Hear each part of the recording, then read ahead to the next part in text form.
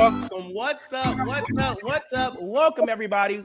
Welcome to the Jaime Dee Show. Woo! Live on KSHP AM 1400 and 107.1 FM every Monday through Friday from 11 a.m. until 12 p.m. PST out of Las Vegas, Nevada, and live on WRMN AM 1410 and 96.7 FM every Monday through Friday from 1 p.m. until 2 p.m. CST out of the Elgin and the Chicagoland area. For those who are listening in their cars right now, thank you so much for not turning the radio dial. For those who are listening on the YouTube, Twitter, Twitch, or Facebook at the Jaime Dee Show, I really appreciate you. And we're also live on Instagram right now. So it's an absolute pleasure to have you guys on my show. Now, I want you guys to stick around because for today's show rundown, we're going to have a conversation on the daily news. And then we're going to have one of the biggest entertainment media publicists out of Atlanta joining me live. Her name is Leslie Tops. You don't want to miss her. She's going to be dropping gems, giving out free game, and telling you all about how she got her start in the industry. So if you want to get into the entertainment industry, you may want to stick around, okay? You know, I bring some good people on the Jaime Dee Show. All right, let's get in on this daily news. So according to ABC 7 Chicago, frustrations filled the Harvey City Council chamber on Monday night while tenants who say they were boarded up inside their apartments remain in limbo. Quote, even though I didn't make the call, I didn't make the decisions, even though I wasn't aware, I'm still an alderman, and that makes me just as responsible too, end quote, said the 4th Ward Alderman Tracy Key. A seemingly divided and heated Harvey City Council meeting got underway on Monday. Quote, one could assume that the city of Harvey at large had some peace in this, end quote, said the 2nd Ward Alderman Kobe Chapman. Quote, this building that was uninhibited on 144th and Halstead was deemed uninhabitable by professional certified code enforcement officers, end quote, said the 6th Ward Alderman Tyrone Rogers. As the city council was addressing the concerns at the apartment complex, tensions flared between Mayor Christopher Clark and 2 alder people. Quote, I didn't interrupt you and don't interrupt me, end quote, Rogers said. Quote, you're about to be escorted out in a minute, end quote, said Mayor Christopher Clark. Ended with both alder people being escorted out of the chambers. This comes as tenants back at the apartment complex received food and portable heaters from Andrew Holmes and other community leaders on Monday while still living in despair. Quote, angry, upset, furious, like who does this to human beings? End quote, said one-year resident Mark Montgomery. Montgomery said he doesn't know where he'll be living in the next coming days or weeks. Harvey City officials claim the property owners began boarding up these apartments last Friday due to what the city calls unsafe and dangerous living conditions. Some tenants said they were still inside their homes at the time of the board up. Quote, I start hearing the boards going up on my windows and everything, and I opened the door like, what are you doing? End quote. And like they told me, we're just doing what we're told, Montgomery said. I felt lost, lonely, depressed, scared, said 4-year resident Genevieve Tyler. On Monday night, it seemed to be a blame game about who called for the property to be boarded up. Clark said it was the property owners, but the owners over the phone and through a written statement claim it was the city's call. Quote, they will have to have a conversation with me on that because I haven't heard from them. Once again, it's private property. What we did was send them a letter letting them know that there were deficiencies, letting them know that the consequences of those deficiencies, and they decided to take action on their own anyway, Clark said. Clark ended the meeting calling on the council's future support to change existing ordinances so this hopefully doesn't happen again. There's still no word on when or if the tenants will have to move. Now, I don't know about y'all, but that is insane. I don't know if you guys follow any of the Chicago pages on Instagram, but I did see a video of this African-American woman and a bunch of other people who were actually there at the scene when this was all happening. There were no police, apparently. There were no city people, apparently. And this was just the company who was doing this. And they were screaming at these people so hard, like, why are you doing this? That's so not cool. Like, this is unhuman. Like, you're boarding people up. Apparently, there was a guy who was in the 70s who was boarded up. Like, it was a really sad and weird situation because I get we all have jobs to do. But when do we take a step back and say, hey, I'm human? Hey, I shouldn't be doing this. Hey, I should stick up for what's right. And in this instance, nobody stuck up for what's right. I get it. We all have bills to pay. I get it. A lot of us are struggling, especially in Chicago. I don't know if y'all seen the rent here. It's funny. I lived in 9 major cities and people were like, oh, you know, at least you're going to pay the same rent as you do in LA. And I'm like, no, it's pretty high here in Chicago. The cheapest rent I've ever had in the 9 major cities I lived in was Atlanta. I pay like $725 for a 1-bedroom, 1-bath, fully loaded apartment.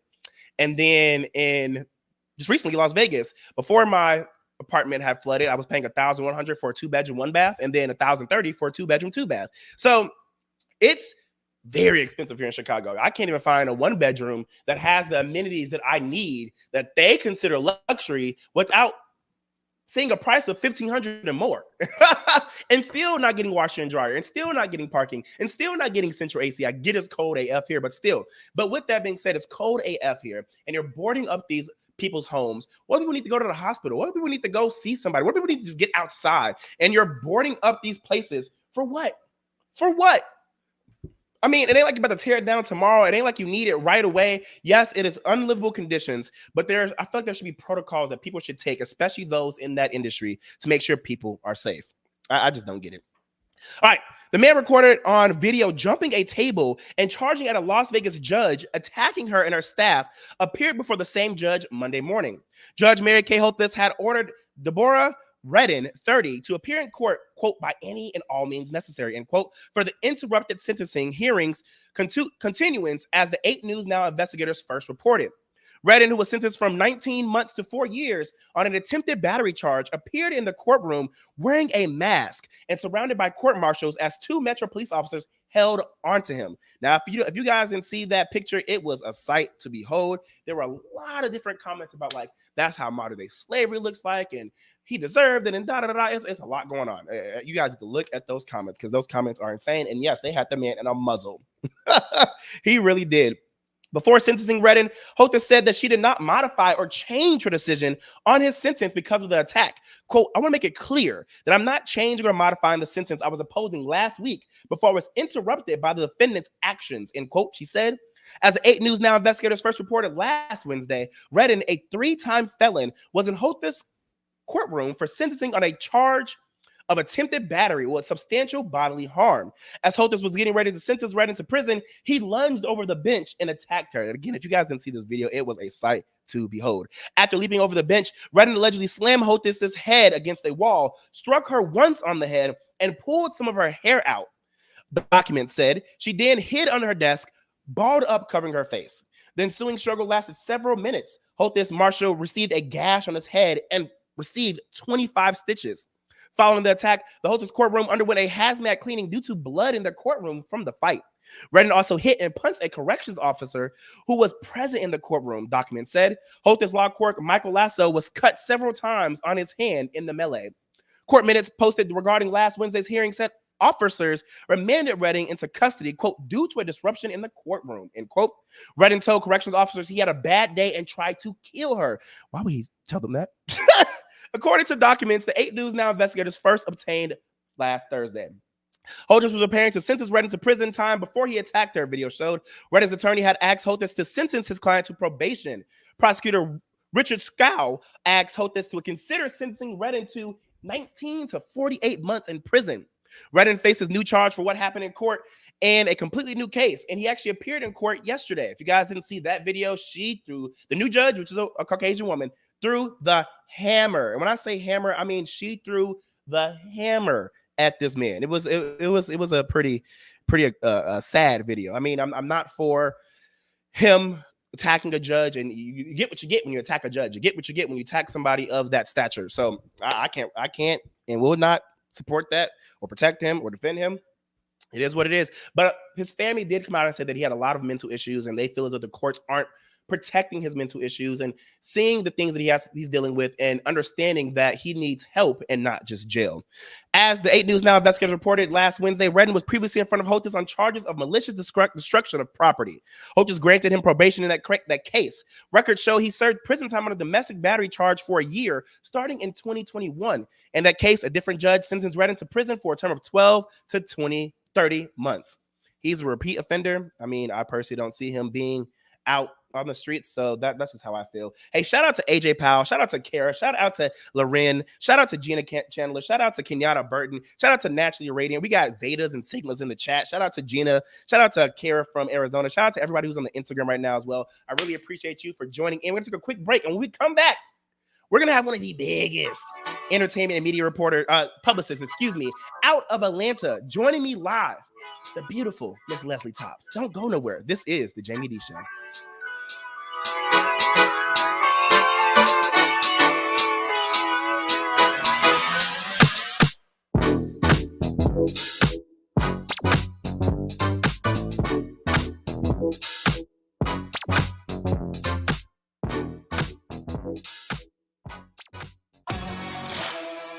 Keeping your car's coolant system in good shape with a regular flush is really important. Let the experts at Meineke Car Care Center at 376 Sundown Road in South Elgin remove your old coolant, preventing chemical buildups in your engine. Then they'll fill your entire system with new coolant to help your engine run smoothly and prevent rust and corrosion, increasing your engine's lifespan. To schedule your appointment, call 847-888-9644.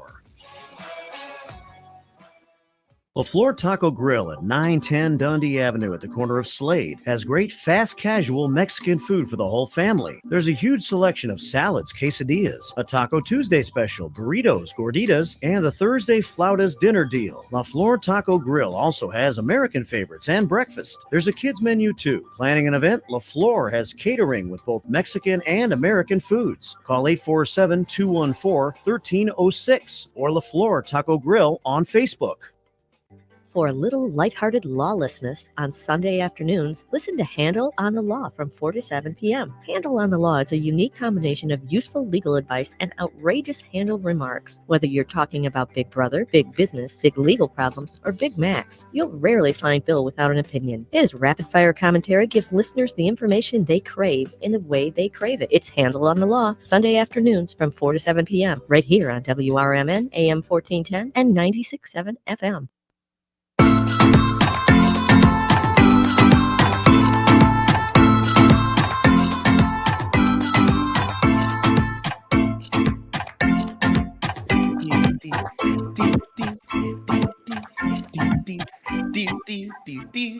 What's up, everybody? Welcome back to the Jaime Dee Show. Woo!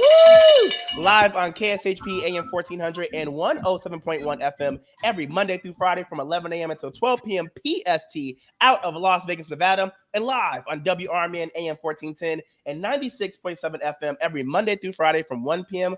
until 2 p.m. CST out of the Elgin and the Chicago land area. If you're just now joining in, I went over some daily news, and now we are at the best part of the show. Y'all, I am super ecstatic for this because I've been waiting for this moment. If you guys don't know who this wonderful, amazing, beautiful, talented, resourceful, and the who's who of Atlanta is, you are missing out.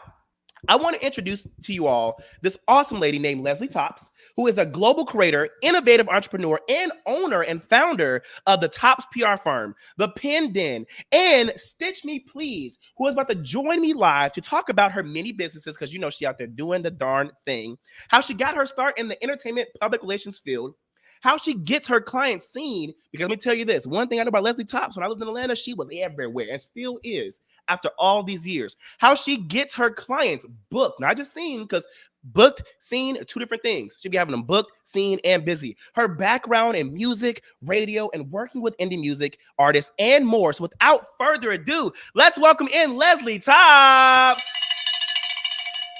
Leslie, you're muted right now. Oh my goodness, Jamie. I'm like, I want to meet this person you introducing, honey, because I love it. Thank you. I really appreciate you. That made me feel good. That made my day. You deserve it. You deserve your flowers. You deserve that bell ring. And one thing I'm super excited for is that what people don't know is there's a lot of things that go on behind the scenes in the entertainment industry as a whole. And one thing you do is you have your hands in so many different pots.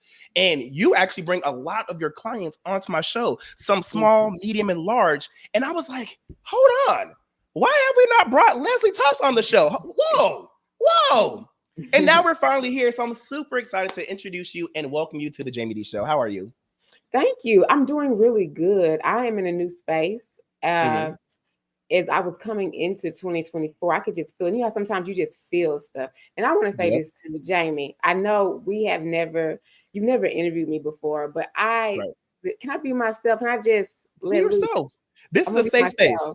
That's what I like to do. Thank you. And for the viewers, Go ahead. I was going to say really quickly for the viewers, I'm actually on the chat with you all. So if you have a question, I can look at the chat and answer the question. So thank you all for listening and watching. We love that. Yes, we are live on the radio in Vegas, live in the Elgin and Chicago area. We're live on YouTube, Twitter, Twitch, and Facebook at the Jaime Dee Show. So make sure to ask Leslie Tops questions because she out here dropping gems. And I'm super excited, like I said, to have you on because you have been in the industry for so long, Leslie. I mean, you and I believe, have been friends and connected in this industry since 2017. That was a while ago. That is accurate. And I'm sure you were in the industry way before we met. Oh yeah, I got into the industry. My first time in the studio, I was like probably in the 11th grade, and then before I moved to Atlanta, I worked in radio. So that's a piece too that a lot of people don't know, because when I moved out here, I didn't get back into radio. I didn't know anybody in radio, and by the time that I got into PR, I started getting my radio contacts, but I stayed with PR. I love that. So, let's actually talk about this, because you said you got your start in radio. You started when you were 11 years old, 11th grade. And I want you to detail for those who are listening in, because Naturally Radio on YouTube said, yes, Miss Leslie tops PR. Let's get into your history. Talk to us about how you got your start. Where'd you go, and how'd you end up where you are today? Well, I'm going to try to make a long story short as much as I can. But my parents were in, I don't want to say the music industry per se, but my mother was a singer and a writer, and my father was a musician and a singer. And my mother, she had sickle cell anemia, so she passed away. But before she passed away, she had a song on the radio. Oh, wow. And I learned how to play. My dad started me playing the piano at 6 years old, the organ at 9, and then the saxophone at about I actually played the saxophone in the band. So that was like 7th grade. Okay, I did too, actually, connecting. What type of sax? Which one was it? Don't ask me that, child. I already know the saxophone. I just know it was a saxophone in middle school. Yeah, because it's soprano, alto, and tenor sax. The big one is tenor, but you probably play alto. So I got that background. So I ended up meeting some people who, back in that time, people had a lot of home studios, and saw that experience about how the music production worked in the studio. And then from there, I made my major music business in college. I had moved to university. I moved to Memphis, and I went to the University of Memphis. And my major was music industry. And then what I did, I switched it over to communications and radio broadcasting. And then from there, I got an internship at the hip hop radio station, similar to those in Atlanta, Hot 107.9. It was Hot 107.9. Yeah, so that was Memphis. And so from there, I really started being able to be around people in the music industry, because with radio, you have the labels bringing the artists to do interviews. That's when I started meeting a lot of celebrities. And so and my boss was the program director, and he was like, you should be taking pictures with the celebrities. So I started taking pictures and putting it on Facebook.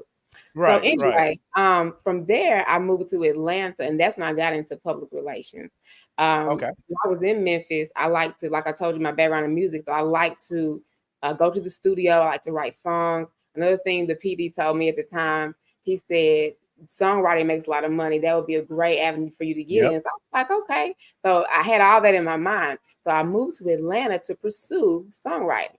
Started networking, volunteering at ASCAP and different music industry organizations. And I got a job in retail just so I could be out there. Facts. So long story short, there was an opportunity for a retail job in Jermaine Dupri's studio. So for me as a songwriter, I thought that was perfect. And it's history from there. So that one thing I love about that is the fact that you have a very eclectic history. You started off in music, you got into songwriting, you had parents who were in the industry. And actually, I want to take this. Naturally Radio says my condolences, and also mine as well, on the loss of your mother. But we want to keep the legacy of your mom alive. So Naturally Radio wants to know, what's her name, the song? Do you have the information for us? Oh, that is so sweet. Yeah. So she was a Christian singer, and her name was Arlinda Faye Ellington. Oh, spell that for me. ARLENDA, and it's FAY, and it's Ellington. Is it ELLINGTON? Yes. Okay. Awesome. Yep. So then, so anyway, the song was called "Where You Gonna Run." My mom was always trying to get people into heaven and get to know Jesus, and so she wrote a song called "Where You Gonna Run." Aww. And I actually remixed it a little bit because there was an a cappella males group that I wanted to get it to, and then the pandemic hit and they stopped singing. So yeah. Oh wow.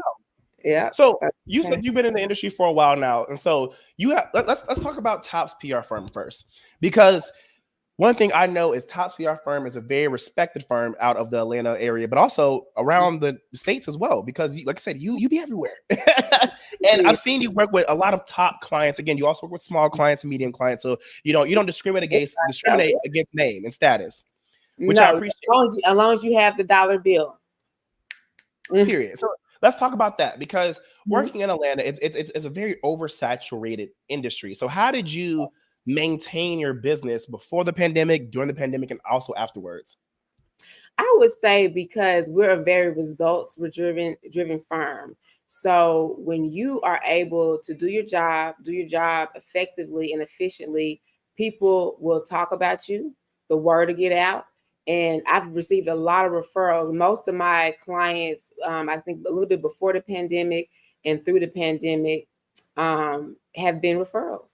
And so like getting the word out there. And you don't have to do much, just do the best you can and do the job right. So you said you have to do the job right, and again, you're doing the darn thing out of Atlanta. Talk to us about the clients you have, because a lot of people are very interested. And like I said, we're out of Vegas, we're out of Chicago, we're live on many different social platforms, so you might get some calls. Okay, so let's talk to people about right. Pay them bills, Leslie. Let's talk about some of the clients that you have and some of the things you've booked them for. Oh yeah, so our field of public relations is entertainment. We work with people who are in film and TV, or they are aspiring to be in film and TV. This main bit of advice that I can give people is that hire your publicist on the front end. A lot of times, and it's not, I get more people that are kind of new to publicity than have been burnt or felt like they had a bad experience. But this is how you combat that. And even if you have had a bad experience, remember this, I had a consultation call today, and I was explaining this. Hire your publicists on the front end so that you can maximize whatever resources they can give you, the knowledge that they have. Because when you hire them after you've already done everything, then you're going to lack some things. And they're going to say, okay, let me see what I can do. Let me help you. Any publicist say, I promise you I can get you on this, and that, I would be a little leery. That's just my tidbit of advice, because unless they working with the media outlet, or there's some type of, I don't know how it would be, but I think that it's best to the publicist to let the talent know that, hey, we need your information. We're going to put it together and package it up really pretty, and we're going to get it to every media relationship that we know, as many as we can. We're even going to do research to find new media outlets that fit your brand, that fit your demographic. And see, a lot of people don't do that. Now we're different. And I think that results-based driven work ethic is what brings people to us. And then we have returning clients, and that speaks volume as well. That's awesome. When you have people coming back, that's one thing that we learn in radio when it comes to sponsorships. You can really show that you're doing the darn thing if you prove that people are coming back. Sometimes people don't even care about the results. They just care about the fact that the relationship is so strong, they come back for more. That's good. I love that. Now, I want to ask you this, because a lot of people are trying to get into the entertainment industry. A lot of people are still struggling getting into the entertainment industry. And one thing I know, it took me a while to understand the difference between a manager, a publicist, and a talent agent. And there's a lot of people right now who are, Entertainment 101 listening in right now. And I want you to explain to them, what's the difference between all three? Oh, I love that question. It's like, I don't know, it's just so like book worthy. So with a publicist, think about publicity, think about promotions, putting their knowledge and talents together to help you create a brand and then get that brand out there. So majority of people hire us to get them in front of the camera, to get them in TV, radio, magazines, blogs, just to do interviews. So the media is they're trying to get the connection to get that audience. That's one of the main things that we get hired for, and that is a form of publicity. So think of it that way. Now, in a sense, a publicist can also be a manager. They can be a manager of publicity, or if they do have the experience, they can manage certain assets of what the talent of the client is doing. For instance, we can do admin. Well, I can. So our firm a little bit different. We have a lot of different components to it, but there's an admin component where if you need somebody to help you keep your calendar or answer phones or customer service, I have a lot of different other industry experiences. So what I did, and I tell people this, I take everything that I learned in every industry I've worked for, whether it was at a bookstore, whether it was at a restaurant, being a waitress. I did all that was out when I was in college, whether it was a call center, customer service, and then retail. I had no retail experience. Jamie, can I share just a really quick, why are you laughing? Because I'm laughing because he's like, I had no experience, but I did it anyway. That's how I be. When you need some money, absolutely. And that's why I want to tell you this really, I'm a short, inspiring story. I tell people this, and it's about what you just said. When I moved to Atlanta, I didn't know anybody. I had somebody told me about a job fair in Atlanta, and it was for Forever 21. I got a shout Forever 21 out. And so when I moved here, you had to go. It was the district manager came and she said, okay, everybody that is here for a management position, go to this line over here. So again, I had no retail experience. But what do you think Leslie Cops did? I went to the management experience. The management line, because retail didn't pay a lot. And I'm in this new big city and all this stuff. So long story short, ended up hiring me. It was they were just building Lenox, the Forever 21 in Lenox. And she said, because you have been in your past job so long, we want to give you a management position, but in a smaller store in Kennesaw. And it worked out. And so I even learning, things with customer service and stuff like that, and just even fashion. And we're going to talk about Stitch Me Please too. So just even that fashion element and selling clothes, I loved it, but it wasn't a situation where I wanted to move up the ladder. And so I ended up, like I said, meeting the young lady, and she worked at in Jermaine Dupri's studio as the publicist. And that is how I got into publicity. So once I got into publicity, then I kind of stopped working in retail as much until I eventually, no more. Makes sense.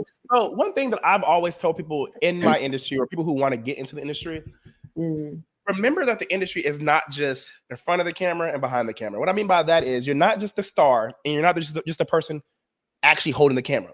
There are so many different jobs behind the camera that are the exact same as regular jobs on the street, just in the entertainment industry. Like you said, you have the wardrobe, aka fashion. You have hair and makeup, aka being a barber, a hairdresser, a makeup artist. You have camera work, you have transport, you have all those different things. And so one thing that I really appreciate you for saying is that you didn't let a specific job stop you from taking it, because you understood that transferable skills are a thing. And you allowed those transferable skills to be used in your current work, which is why, let's get into this. You have Stitch Me Please. So let's talk about that. Yeah. You know what, Jamie?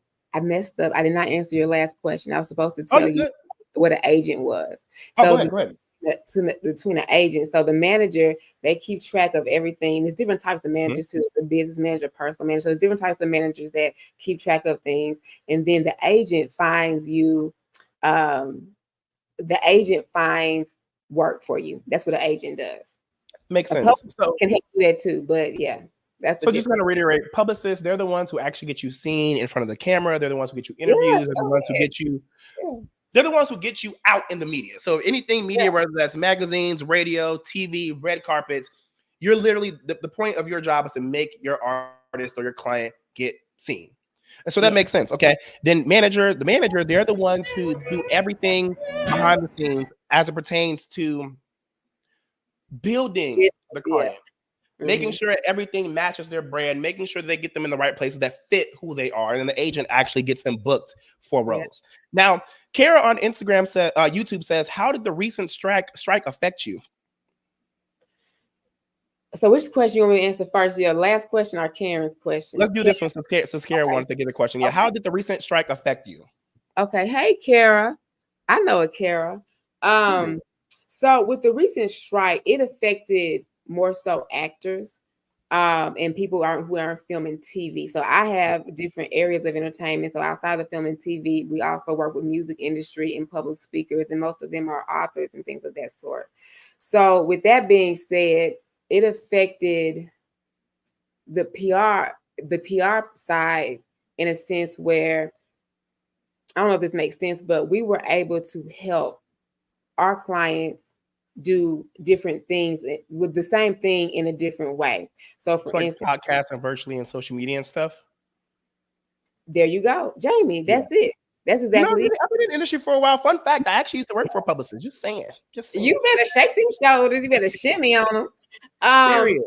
So that's exactly what it is. Just for instance, when the pandemic hit, I had a client who was getting ready to do a TV show. So we transformed it into an IG Live. Nice.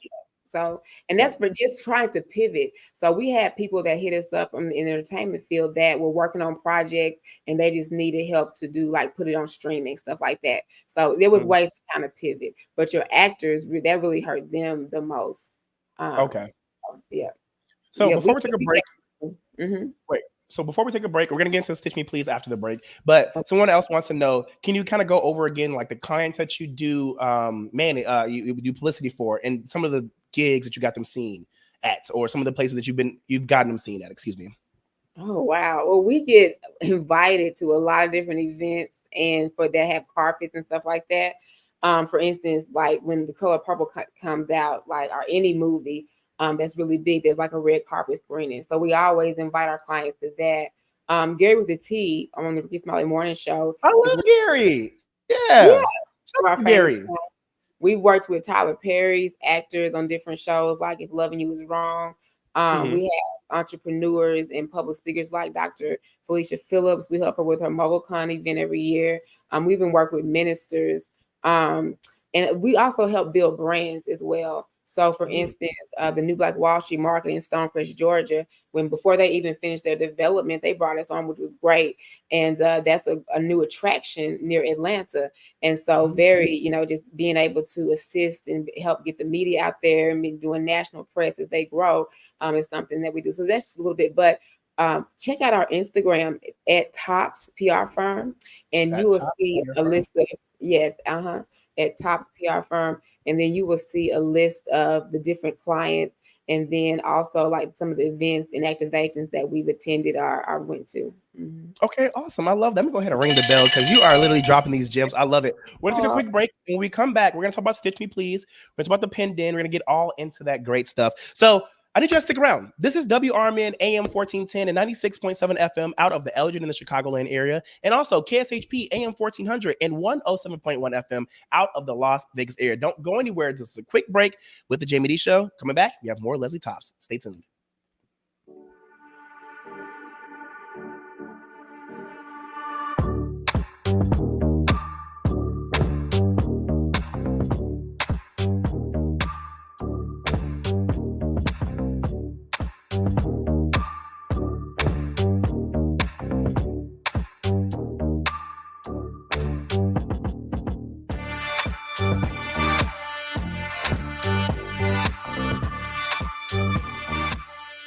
A recent Gallup poll indicated that 38% of Americans are putting off healthcare because of financial concerns, the highest ever recorded. I'm Dr. Bob Martin, here to serve you every Sunday afternoon from 1 to 4. Millions of Americans are seeking health advice that will not cost an arm and a leg, so I offer health tips and advice absolutely free. Listen to my show, Sunday afternoons from 1 to 4 right here on WRMN AM 1410 and 96.7 FM, the voice of the Valley and the home of Radio Shopping Show. Ever take your car through the auto emissions lane only to experience the sinking feeling that your car has failed the test? Don't fret. Let Meineke at 376 Sundown in South Elgin fix the problem for you. Meineke's mechanics will determine the exact problem with your vehicle and suggest necessary repairs with Meineke's diagnostic service. Pass that test with help from the trained Meineke technicians. Call today for your appointment. 847-888-9644. That's 847-888-9644.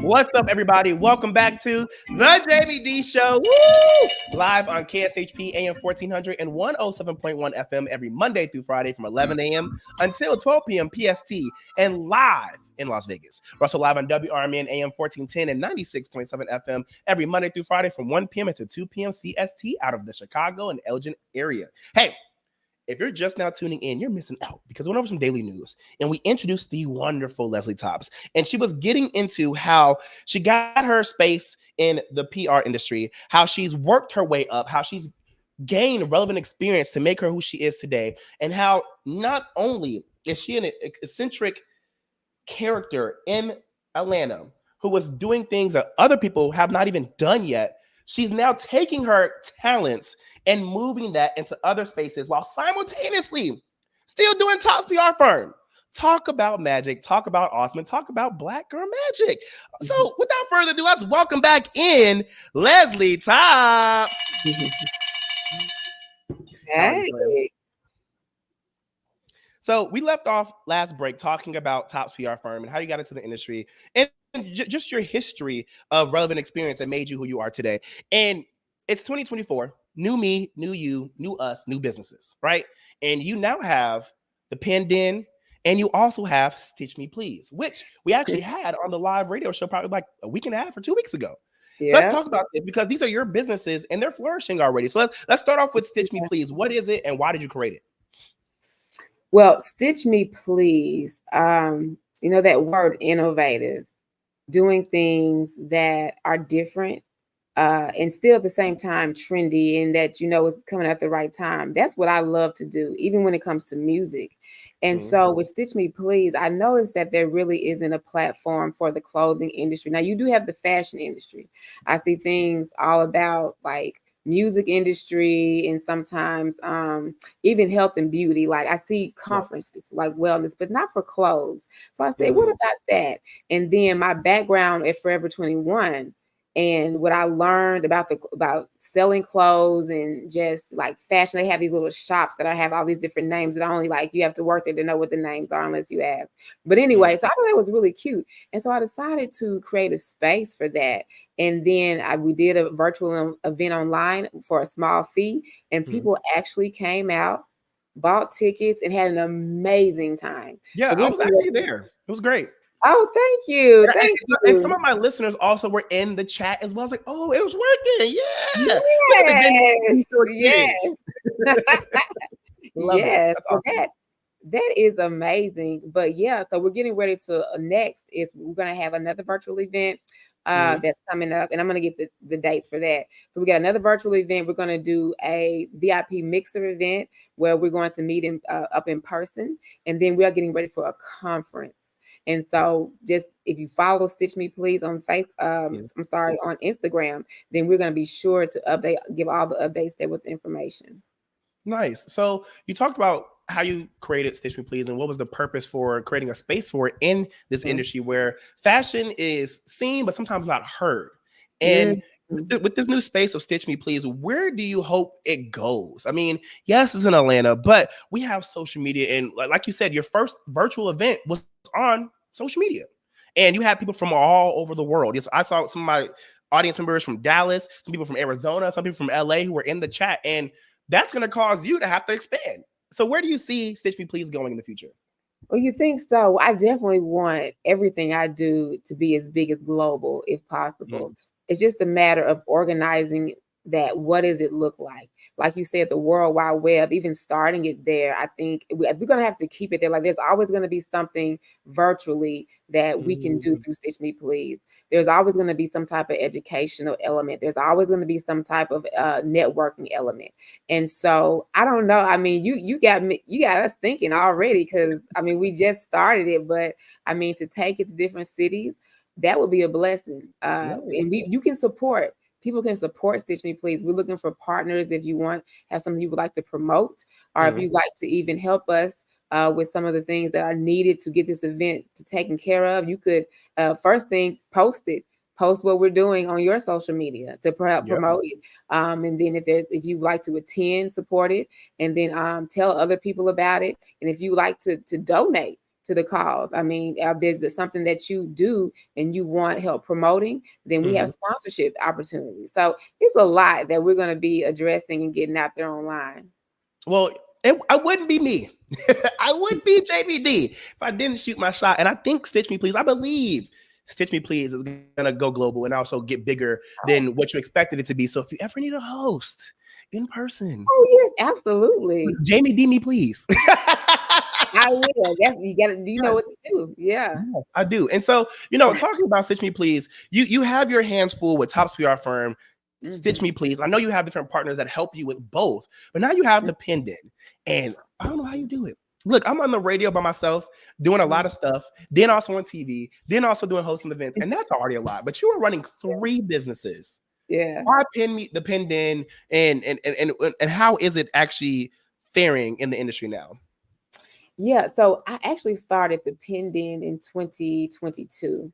And I started everything, and then I ran into a situation that made me kind of hold back a little bit. Okay. And I got really busy in PR.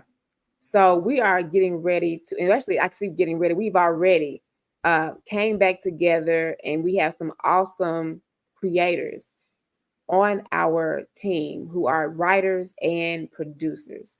So what we're looking for are people who can help to create music, who have a passion in the industry, and we are getting ready to do, like, I really can't say too much. I'm trying to figure out how it works. I'm kind of careful. I don't know if you can tell. I'm like, right. Come on, it's a safe space. But, well, yeah, on YouTube. Because we're revamping some things. Okay. And I will say this: we are getting ready. We're making music to sell music. So we're doing that as a team. So that's one of the main things. And then we're also using this platform as a nonprofit organization so that we can, like, educate students or educate people who want, to learn more about the industry. And so whether that's a networking event or we're doing speaking engagements or any type of fundraising, things of that nature. Okay, so let's take a step back then. If we can't say too much, let's educate the people who are listening live right now. What is the Pen Den?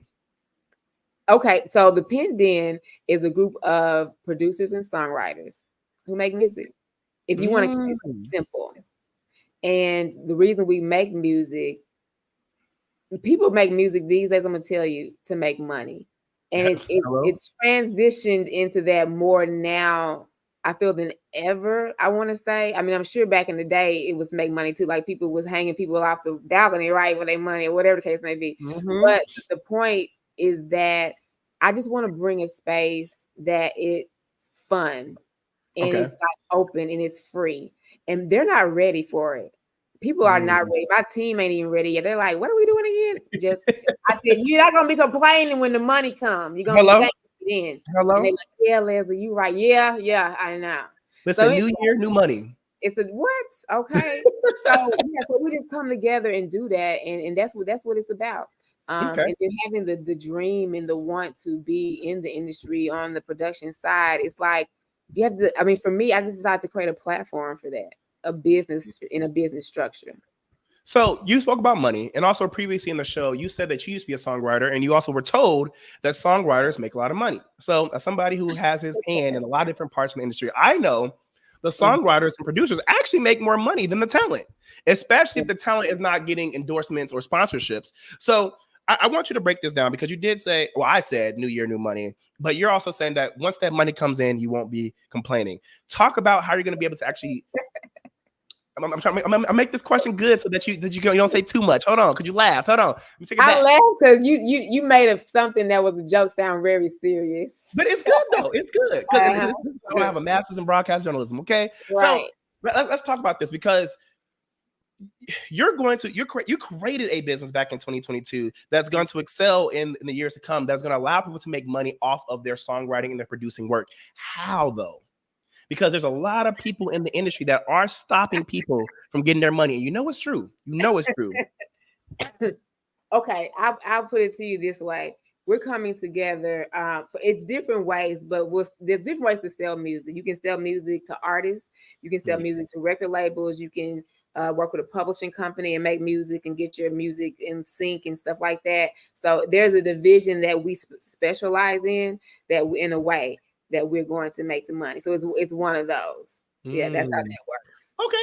Now we only have 2 minutes left, so I'm trying to get these two questions in. One, a listener wants to know: would you ever allow somebody to shadow you, or intern with you if they're looking to get into the industry? Child, people have been shadowing and interning me for years. We're doing that right now. I'm actually getting ready to hire. So if you go on my LinkedIn, you'll see a posting we're hiring right now. Okay. For interns, sales, and then also music industry stuff. Okay. All right. Last question before we let you go. And this is going to be a tough one. It's going to be a tough one, because I know you can't give away all your secrets, but someone on Instagram actually wants to know, how do you find these opportunities to get your clients seen? Well, it's about relationships and connections. So you have to know what's going on. So when I have people, interns, and stuff like that, I have them do a lot of research. So I want to know what's going on. Who are you following on Instagram so that we can keep, be up to date and what's happening in the entertainment industry. And so when you know, then you know. And are you get invited? Or you reach out and say, hey, I have so-and-so. We would love to get access. I was just recently at the Music One Fest. Okay. And we support A3C Festival. That's another music industry event. And we always go to like the movie screenings and stuff like that. So it's a lots and lots of fun. But you got to know what's going on. And then that's how you plug everybody in. You got to know what's going on. You got to find those emails and you got to make those connections. That's the biggest part. Google it, Jamie. You can't. And I know that for a fact, because one of the biggest things that I've learned is that there are certain things that you may be able to find on the web, but majority of things you have to find in person. You have to have conversations with those marketing and media people in person, because a lot of times they don't post online. So you're not wrong. It's a tough process, but you're doing a good job. Leslie, thank you so much for coming on the Jaime Dee Show. I really appreciate you. How was your experience? We can get to your last question. What was the last question? Which we did? I thought you had one more question. Okay. Oh, no. I asked both questions. Look, we already out of time. Oh, okay. We live in Vegas and Chicago, so we got to cut off at a certain time. But nice. We'll let you go. Let everybody know how they can follow you and how they can support you in your 3 businesses. Absolutely. I did put it in the YouTube chat, but it's at Tops PR Firm. And then you can follow at PenDen.org and then also stitch.me.pls on IG. Love that. Thank you so much, Leslie. It was an absolute pleasure. We finally had you on. Yes. Hey, thank you so much. We're going to stay connected. I know I'm going to get some more of your clients, but we may be able to have you back on for part 2. So keep doing some amazing work in Atlanta, because we got some more stuff to talk about later in the future. All right. Absolutely. Thank you. All right. Thank you, Leslie. Have a good rest of your day. All right, everybody. This was the Jaime Dee Show live on KSHP AM 1400 and 107.1 FM every Monday through Friday from 11 a.m. until 12 p.m. PST out of Las Vegas, Nevada, and live on WRMN AM 1410 and 96.7 FM every Monday through Friday from 1 p.m. until 2 p.m. CST out of the Elgin and the Chicagoland area. If you want to promote your business, products, services, or music, hit us up. info@JamieD.com. I love y'all. Have a good rest of your day. Peace out.